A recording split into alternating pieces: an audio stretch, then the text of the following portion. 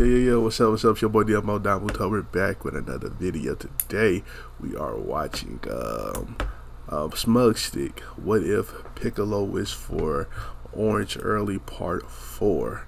And the last one he fought Beerus, and he was able to unlock the actual orange form instead of the potential unleashed form. And so yeah, today's Part 4, and we're gonna see. I feel like he about to fight. I think he about to fight Lord Slug in the thumbnail, so we'll get into it. Heart was beating faster and faster than ever before. His breaths were heavy, and the room was spinning around as Murray led him further into the cave. It looked more like the Namekians perished, and new creatures appeared, including winged ones, which Piccolo couldn't shake the feeling that he recognized them. The final largest painting was one of a giant figure surrounded by everyone, including winged creatures. He was painted a different color from the rest, a dark orange color. Piccolo took steps back. For some reason, this painting, this cave, made him feel like never before. So Lord Slug was this legendary Namekian. Even standing in this cave, he felt himself tremble with power.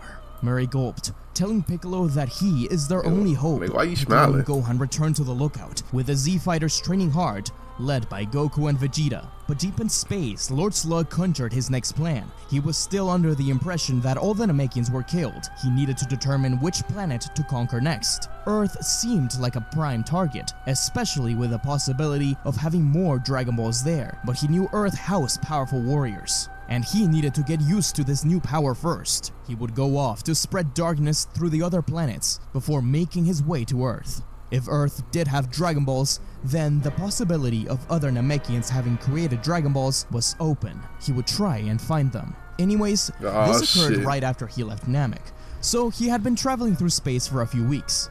In order to test his powers, he first arrived at planet Zoom, a planet where the sky was dark, so he didn't have to worry about sunlight. The planet was decimated in a matter of minutes, as Lord Slug claimed a new world as his own.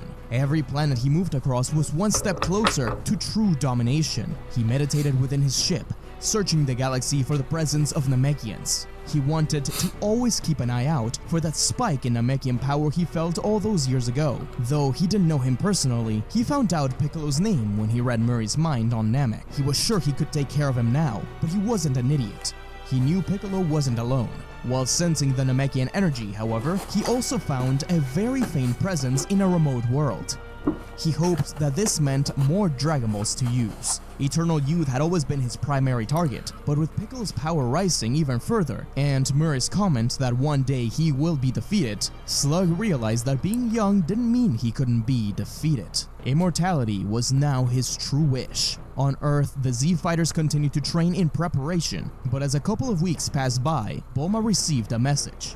Jacko, the Galactic Patrolman, tells her that they have found Slug's ship, and they had been tracking their movements ever since she mentioned it to him. The ship has landed, and it was time to move.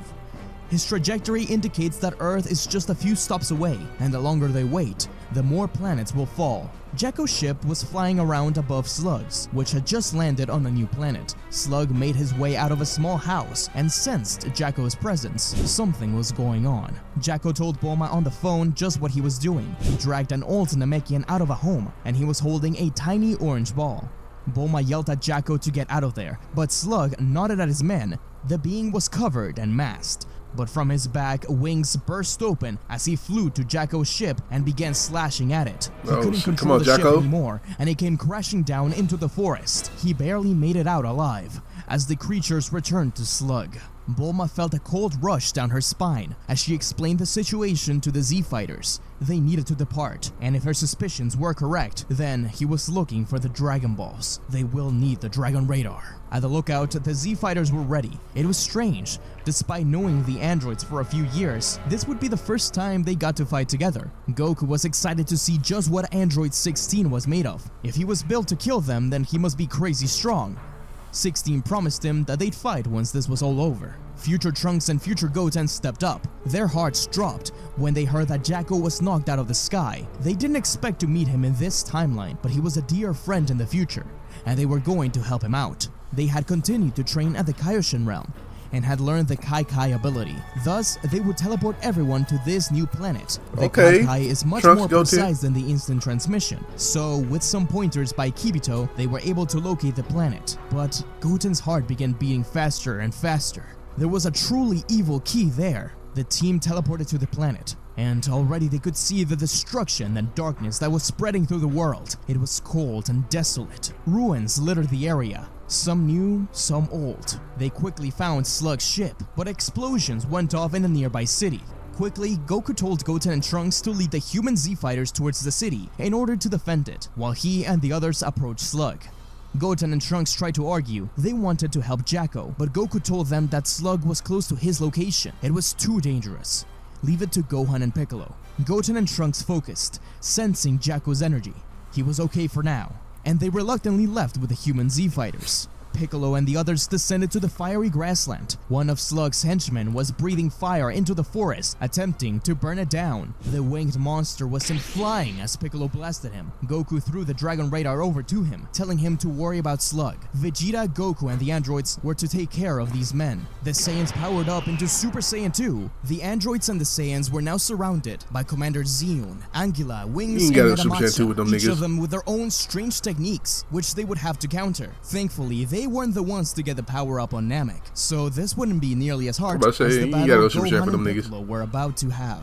The two of them used the Dragon Radar, following the Dragon Ball signal. There were two different ones, one moving quickly through the forest, and another hidden deep within it. Angela yelled at Metamacha to warn Lord Slug of the incoming enemies, but a sniper shot hit the mark and stopped Metamacha dead in its Granola. tracks. From the top of the Namekian home stood a man with something that looked like an eye patch. Vegeta cursed. The androids were enough already, they didn't need any more help, but Goku was impressed. Despite his power being lower than theirs, that shot was incredible. As they fought, Goku attempted to talk to this new mysterious fighter. he don't like them wasn't niggas. interested in small talk, but he did thank them for helping out in defending his planet. He couldn't have it fall to an alien race again. Goku was confused, but the man kept on watching the way Vegeta in particular fought, the glow of his power. They couldn't be Saiyans, could they? These henchmen were nothing Goku and Vegeta couldn't handle. Obviously, these are stronger than the ones in the movie. Their combined efforts deal well with their strange tactics. Their ally, being weaker than them, stumbles and falls during the battle, but Goku jumps before him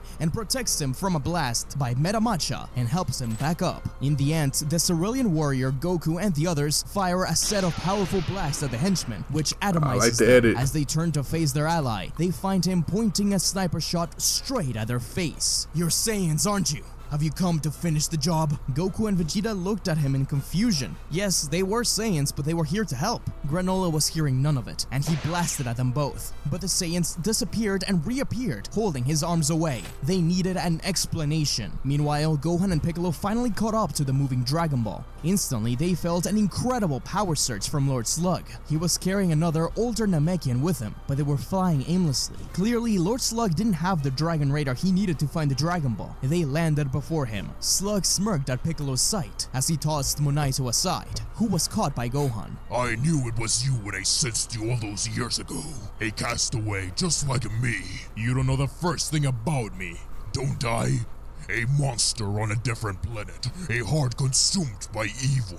With an army of demons at his disposal. I may not know your name, but we are more similar than you realize. My name is Piccolo, and I'll show you what a true Namekian is capable of. So be it. Sorry, your pet will have to die too. In a moment that grossed out Gohan, Lord Slug took his Dragon Ball and placed it in his mouth, swallowing it. Slug went on to ask how they found him, but when Piccolo and Gohan refused to You tell, keep that Dragon Ball, Slug nigga. lifted his arm up and pulled Gohan towards him, as if magic. In an instant, with just a touch, Slug found out how. A Dragon Radar. He tried to reach for it, but Gohan opened his eyes, his aura sparkling in such a way that he was let go. Piccolo yelled at Gohan to take the Namekian away. As the battle began, telepathically, Slug told his man to go after him. To his surprise, his henchmen from Planet Slug had already been disposed of. It was time to bring out the big guns. Piccolo unlocked his potential and pushed Slug off. Slug roared, the trees around him having their leaves burnt off. As Slug's skin lightened, Piccolo could finally see his power reflected.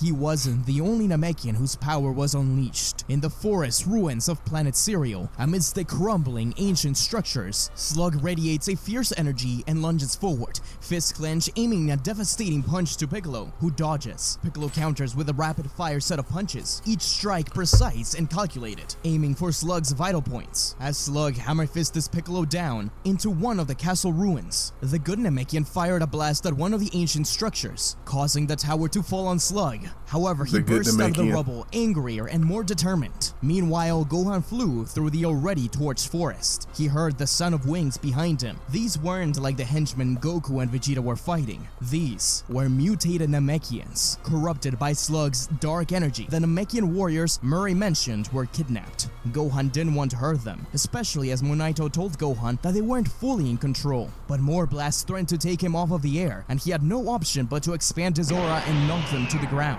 Monito was perplexed. This power, it seemed familiar. Finally, Gohan reached Goku and Vegeta, who were in the middle of the heated confrontation against Granola. Goku didn't want to hurt him, but Vegeta had no problem, and he kept telling the androids to stay out of this. The fight was interrupted when Gohan and Monito yelled at them both to stop, telling him that these men were not their enemies, even if they were Saiyans. They have just saved him. Gohan introduced himself. He was a Saiyan too. Granola couldn't accept this. Even if they were here to help, they killed his mother and all of his people all those years ago. That's when Monito revealed something. Yes, the Saiyans did destroy their civilization, but one Saiyan in particular saved him. This was a complete paradigm shift for Granola. Monito ran into his home, taking a box full of things before it was all burned down. He told Granola that he would explain everything once this was finished. They didn't have time. A temporary truce was in order, but from behind, they sensed something incredible. Lord Slug's power was multiplying, well above what Piccolo was at. They had to do something quickly. There, they found the other Z-Fighters,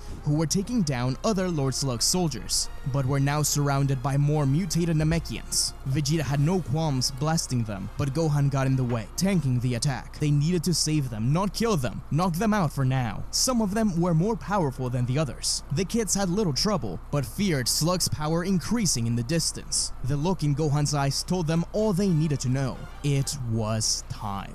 Goten teleported back to Earth to quickly get little Goten and Trunks. They needed the extra Saiyans for the ritual. He returned, and they gathered in a circle. Oh shit. Meanwhile, the battle rages on in the forest ruins. Slug charges forward as Piccolo sidesteps at the last moment, redirecting Slug's momentum with a powerful demon flash. He sends Slug hurling into a chasm, and a moment of silence follows. Piccolo, exhausted and drained from the intense battle, believes that he had finally won. From the depths of the endless void, a blinding flash of light erupts. Lord Slug emerges, transformed. His body now radiates an ominous dark red glow, and on his back, the symbol of the decaying Ajisa tree, a sign of a terrifying new power. Piccolo, in disbelief, recognizes this as the same energy he had briefly tapped into during his fight against Beerus. Lord Slug looks at his hands. Now this was true power. Slug attacks with ferocious speed and strength, each strike heavier than the last. Piccolo knew he needed this power more than ever before. Why couldn't he push himself to that limit? The forced absorption of those couple Namekian warriors meant Slug could kill Piccolo at any moment. Slug forced him to the side of a wall, striking him over and over again. Slug was torturing him. Piccolo began to remember the cave paintings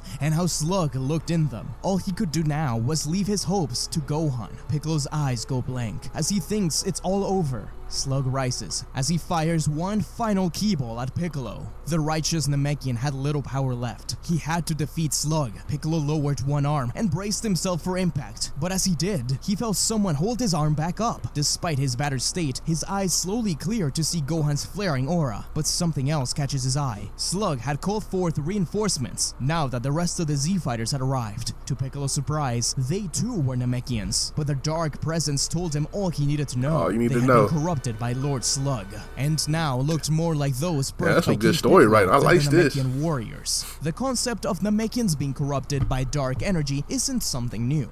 In fact, this actually happens in Dragon Ball Online, where Namekians move to live close to where King Piccolo was sealed away, thus being corrupted by that dark energy. Slug, being a parallel to King Piccolo, is using this same concept. There was something within him that told him to save those Namekians. Maybe it was Neo or Kami, it didn't matter. Seeing his brothers like this, enslaved by his own kind, it surged within Piccolo. I can't carry your burden for you, Mr. Piccolo, but I can hold you up. To keep fighting, we can't give up. Piccolo felt his breath taken away as a bright light shone on his back. Roots formed to show the Ajisa tree in full bloom as the key ball was pushed back. Not only that, it began to change color as if it was being purified. Sure. Slug managed to dodge out of the way just in time as the ball exploded in the sky, with particles raining down on the forest below, giving it life once more. Piccolo looked at his hands and then at Gohan. They had been gifted with divine power. With this, they could win. Monito looked at Piccolo with eyes widened. Those Dragon Balls were his. He'd obtain immortality and bring darkness upon the universe. Slug roared as the Namekians behind him swarmed the Z-Fighters. Gohan and Piccolo's energy in battle against Lord Slug was a spectacle of raw power and refined technique.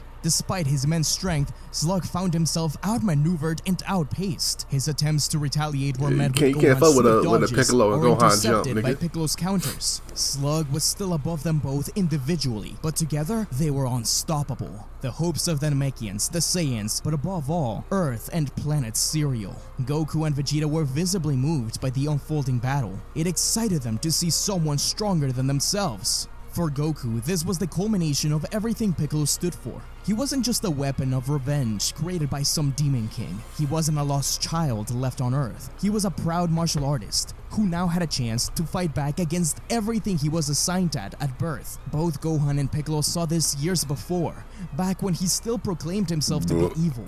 Now everyone else saw it too. Now Piccolo saw it. Piccolo then extended his arm, binding Slug's movements, opened his palm at point-blank range, exploding a blast. But Slug remained, as if his anger only made him stronger. He unleashed his fury as an aura of dark energy flared around him. He broke free from Piccolo's hold, generating a massive dark purple energy sphere, creating a shockwave that forced Piccolo and Gohan to fire their own blast. Instead, it exploded for both sides in the middle, but the Namekian appeared before Gohan, grappling him in a bear hug and crushing his ribs. Gohan began blinking in and out of Super Saiyan God, his new power quickly running out. Goku and Piccolo blasted at Slug, releasing the boy. He was far too hurt, and out of the God form, the dark Namekians found new focus, with them swarming Gohan and the boys. Any attempt from Piccolo and Goku to approach the swarm was met with powerful blasts by Slug. Slug knocked Piccolo to the ground and stomped on him, forcing his head up to watch as Gohan and the others were being attacked. This was their weakness, his desire to protect him. That would be his downfall. But Piccolo replied that Gohan didn't need his protection because Gohan was his hero. Gohan whispered Goten and Trunks' name, Goku, Chi-Chi, Piccolo, as the power of the Super Saiyan God enveloped him again. The aura was so intense that it knocked the Namekians away. Slug was surprised, but not as surprised as when he saw the knocked Namekians wake back up, confused and afraid. Had Gohan's and Piccolo's aura been changing the Namekians, even if momentarily? If Slug's dark power could change the Namekians, then surely a pure aura could do the same. Slug called back his forces. He was now going to force them to fuse with him. Why are you so red? Didn't listen to him anymore. But as he was about to fuse with the first one in sight, a shot rang out, hitting Lord Slug right in the eye, blinding him from the left side. Granola had hit his target. This allowed the Z-Fighters to fire the Namekians and get them away. Slug needed a way out now. Thinking quickly, the Namekian began to grow in size. Piccolo's eyes widened. His cave painting was coming true, the legendary Namekian.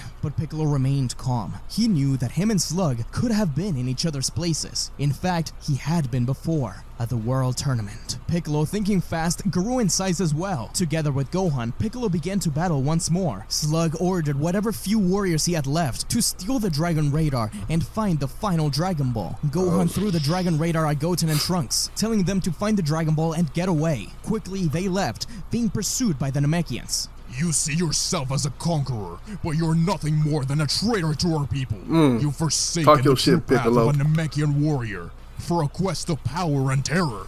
But I stand as a Namekian with the heart of an Earthling. Slowly, more and more Namekians were touched by Piccolo's aura and his words. I am every nameless Namekian you slaughtered. I am Nail. I am Kami. And I am Piccolo. Piccolo threw a punch at Slug as Slug protected himself with his left palm, but it wasn't enough. Meanwhile, Goten and Trunks found the final Dragon Ball. Coincidentally, Jacko had landed very close by it, and they picked him up on the way. But the Namekian warriors kept going after them, with the boys not realizing they were heading straight towards the battle again. This was Lord Slug's plan all along. He could use the Dragon Balls right then and there. But as the boys finally returned, Gohan looked down at them. They shouldn't have brought the Dragon Ball there, but then he thought of something, yelling at them to throw him the Dragon Ball. And while Piccolo kept on trying to force Lord Slug down, Gohan launched the Dragon Ball into Lord Slug's mouth. Everyone was in shock. He just gave the Dragon Ball to the enemy. It was at that moment that Monaito realized something. Long ago, he had seen the legendary drawings that predated even the cave paintings on Namek. They were unfolding before his eyes. Lord Slug wasn't down just yet. Now he had the Dragon Balls, and if he could get away, then he could use them. He fired one last blast in an attempt to escape, but every single Namekian he had corrupted, manipulated, and mutated fired their blast at him, alongside Goten, Trunks, Goku, Vegeta, it's Granola, a good chapter and the right androids. here. Smugstick, you put your Slug foot in this one. created a key shield around himself, trying to keep himself alive, but the sky above him, it reminded him of something. His last moments on Namek, before he was taken to the dark planet. He whispered Piccolo's name, but as Slug kept trying to push Piccolo down to the ground, the righteous Namekian knew what he had to do, yelling out, "Come out, Eternal Dragon, and grant me my wish!" Lord Slug's eyes burst open with light as the bright energy of the Cerulean Dragon burst from his body and upwards. Lord Slug was decimated by the sheer energy in combination with all the various blasts. The last thought in Lord Slug's mind was the meaning of the word Piccolo. Another world. The Cerulean Dragon shone in the sky as Piccolo stood tall right by Gohan's side, his aura flaring as if it was wings, just like the cave paintings. Piccolo fell to the ground alongside Gohan. Granola looked at them. Cereal had been saved by a Namekian and a Saiyan. He looked up to the dragon as he wished for planet Cereal to be returned to normal. Sparkles of life and Genki rained down upon the world as the dark clouds finally fully disappeared and the mutated Namekians carried Piccolo, thanking him for everything. Thus, Piccolo and the Z-Fighters return to planet Namek, walking proudly. Murray runs to welcome them, but he stops. He sees the Namekians around him, the warriors taken by Slug.